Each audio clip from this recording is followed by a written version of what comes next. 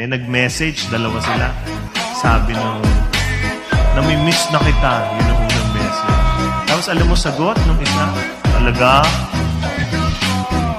punta ka sa phone mo, pindutin mo yung settings. So sumagot yun sa bakit? Kasi, pagdating mo sa settings, punta ka sa options.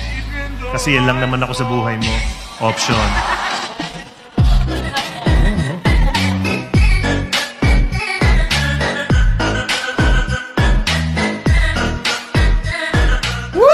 Payat naman talaga ako dati eh. Nanghinayang lang ako sa pagkain pag hindi inubos. Di ba masama yun?